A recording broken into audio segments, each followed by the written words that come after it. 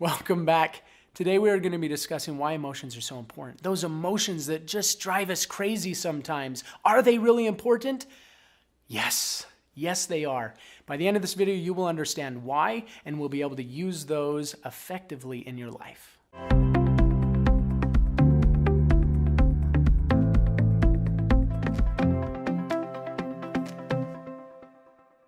So why do we have emotions? Why do we have emotions? You probably have experienced some very painful emotions in your life, which may have led you to watching this video. Why do we have these emotions? Why do I have to experience this pain, this hurt, this anger? Why? Why do we have to experience emotions? Why do emotions exist? Well, think about that question for a moment. What if emotions did not exist? What if we didn't have emotions to experience? What would this life be like? Probably kind of boring. So I'll tell you this right from the beginning. I am so grateful for emotions. I am grateful for our emotional experiences, the highs and the lows. Because if we don't have the lows, how can we have the highs? So emotions are so powerful. Emotions are so important. You may have heard that emotion is just energy in motion. Emotion is energy in motion. So we have a thought. A thought is energy. There are thought waves that go out.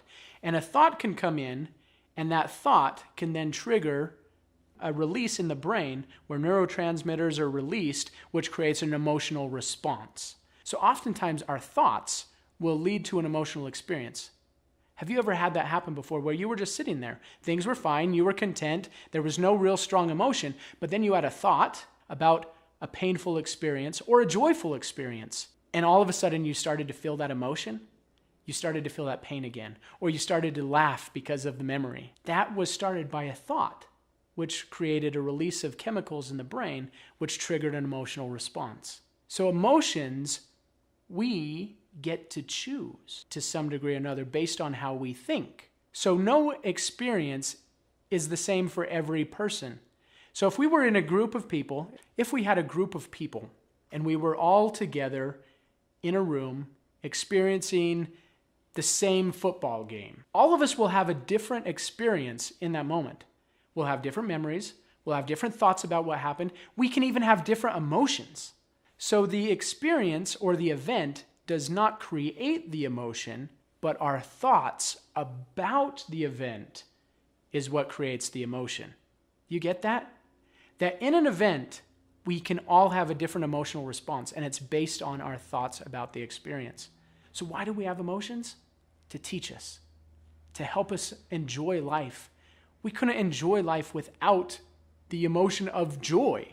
So thank goodness for emotions. There's a couple things that I want to share with you on how to validate your emotions. Because so often I see people that I work with, and I've done this as well in my life, where an emotion comes up, I'm like, oh, I don't want to deal with that. I don't want to feel this emotion. And so we shove it away, or we avoid by going to play video games or read a book or eat food or whatever it might be to avoid the pain, avoid the emotion that we are uncomfortable with. And so I see so many people that are not willing to feel the emotion of the moment, and it gets stuck, it gets stopped. And the thing is, every emotional experience, every moment in life carries a lesson for us to learn from. And emotions help us to learn from that experience. Either pain, that didn't work so well, maybe you want to try something new next time, or pleasure emotions where you're like, oh, that was a good thing. That helped me to feel better. So I want to do more actions and think in ways that will bring me more of those pleasurable feelings. So emotions are messengers. They are there to teach us, to help us. And if we avoid them, we avoid life. Because life happens in the present moment. In the present moment is where emotions happen. And it's there to teach us, to invite us to learn. So 3 things to validate your emotions. 3 things. First off, in order to validate your emotions, you must recognize that what you are feeling is real. The emotional experience you are feeling is real. It's real. It's okay for you to feel that way. It's real. It's happening. The second piece is it's logical. It makes sense. that you feel that way. If I was in your shoes, experiencing life the way you've experienced it, I would feel the same way.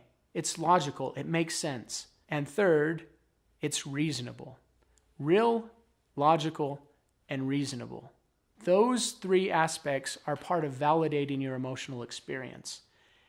And it's important for us to validate it because that is the lesson that life is sharing with us. So next time you have an emotional experience, even right now, I invite you to take a deep breath. And what are you feeling in this moment? What's the emotion that you are feeling? Don't judge it. Be non-judgmental about it. What is it you're feeling? And now look at where in your body are you feeling that emotion? Are you feeling it in your chest, your head, your stomach? Where do you feel the emotion? And then ask, what is this emotion teaching me? What am I supposed to learn from this emotion? And pay attention. What thoughts are connected to that emotion? Look at those thoughts, non-judgmentally. Just experience it. Allow yourself to experience it. And notice what happens as you do. Emotions will typically last about 90 seconds. Just like a wave in the sea. It comes in, it goes out. Emotions are energy in motion. It does the same thing. Energy is going to come in, create an experience, and it's going to go away. That's what it does. The only reason the emotion will stay longer than necessary is if you avoid it or try to hold on to it. Yes, even holding on to an emotion is not living in the present moment. We have these experiences where we have joyful emotions and we're like, oh, I just want to experience this happiness forever. And then we cling to that, right? You go on a vacation and you're like, and then all of a sudden it's because you're trying to cling to it, you're talking about now not wanting to go home, and already you're disrupting the present moment by trying to hold on to the present moment. That doesn't even really make sense. And yet so many of us do that time after time, and we miss out on life that happens in the present moment because we're either trying to hold on or avoid. So I invite you to see your emotions as friends, as messengers that are here to teach you. Allow yourself to experience it, accept it as it comes in. Validate your emotions, recognizing that they're real, they're logical, they're reasonable. Sit with it for a moment. Don't judge it, accept it. And then allow it to move on and be grateful for the lesson of life as the emotion has come and the emotion is gone. And be ready for the next one because life happens in an instant. Life is now. It's not tomorrow. It's not yesterday. Life is right now. Are you living? Are you living your life? Why are emotions important? Why are emotions important? To teach us, to bring us joy, to help us see what's valuable in this life. No matter what's going on in your life, however dark your experience is, I invite you to add a little bit of gratitude and to start looking for what's the lesson, because it will pass. Learn the lesson of the experience. Be grateful for your emotions. Emotions are the spice of life, and they are what bring an amazing experience. If we had no emotions, life would be very bland. I am grateful for emotions, and I invite you to be grateful for your emotions, recognizing that they are a huge, important part of this life. Thank you for being here with us. If you have questions, comment below.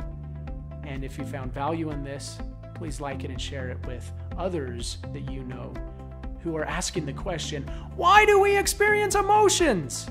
Because emotions are important, and they are what make life special. So thank you for being here, and I will see you again soon.